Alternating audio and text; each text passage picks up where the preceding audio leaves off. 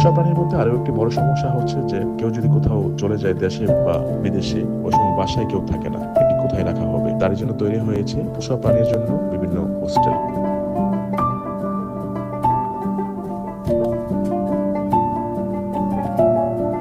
Cat foster home চমৎকার একটি বাসস্থান পোষা প্রাণীর জন্য। এই যে দেখতে পাচ্ছেন কত সুন্দর সুন্দর ঘর, এই ঘরেই বসবাস করে রেখে যাওয়া এই পোষা প্রাণীগুলি।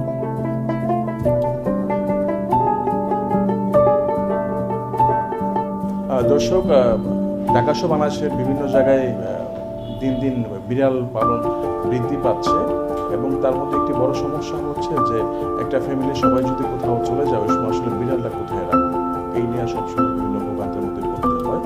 এই জন্য বিভিন্ন জায়গায় বিড়াল রাখার জন্য তৈরি হয়েছে এই ধরনের সুন্দর কিছু জায়গা।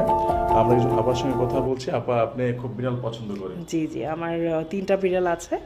আমি 3টা বিড়াল পালি। আমি খুব পছন্দ। এটা আসলে পালি পালি না, এটা হচ্ছে আমার বাচ্চা, আমার সন্তানের মতোই আদর করি।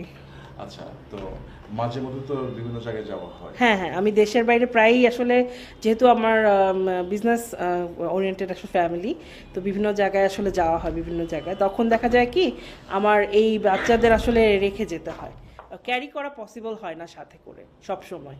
তখন একটা আসলে ট্রাস্টেড একজন, আমি অনেক আগে থেকে খুঁজছিলাম, তো পরে আমি এখানে খোঁজটা পাই, কারণ এখানে এতটা নিট অ্যান্ড ক্লিন, প্লাস হচ্ছে গিয়ে একটা ট্রাস্টেড একটা ফস্টার সাথে আছে। এখানে আমি আরও বেশি মানে যেটা আমি খুব খুশি হয়েছি যে একজন সিনিয়র ডক্টর আছেন, ভেটস ডক্টর মুনির। আসলে এই জন্য আমি নিশ্চিন্তে রেখে যেতে পারি। আসলে এ তো আমার পোষ্য বিড়াল না, এটা আমার সন্তান। তো আমার সন্তানকে আমি এমন জায়গায়, এমন একটা অথেন্টিক আর ট্রাস্টেড জায়গায় রাখতে পারি, এতে আমি খুবই খুশি, খুবই খুশি। দর্শক, আপনারা দেখতে পাচ্ছেন যে কত সুন্দর সুন্দর কিছু ঘর রাখা আছে। এই ঘরগুলো হচ্ছে বিড়ালের ঘর, বিড়াল থাকার ঘর। রাজধানীর দক্ষিণ বনশ্রীতে এই ঘরগুলা একটি আপাইগুলা মেনটেন করছেন। আপা, কেমন আছেন? জি ভাইয়া, আলহামদুলিল্লাহ ভালো আছি। আপনি ভালো আছেন? হ্যাঁ, ভালো আছি। আপনার কোলে যে বিড়ালটা আছে এটা তো পার্সিয়াল। জি ভাইয়া। আচ্ছা, এটা একজন আপা রেখে গেছে। জি জি। তো আপনার এখানে তো অনেকেই বিড়াল রেখে যায়। জি ভাইয়া, ম্যাক্সিমাম মানুষই রেখে যাচ্ছে, যারা দেশের বাইরে যায় সচরাচর তারাই বেশি রেখে যাচ্ছে আর কি। আচ্ছা, তো আপনি কি কি টেক কেয়ার করে থাকেন?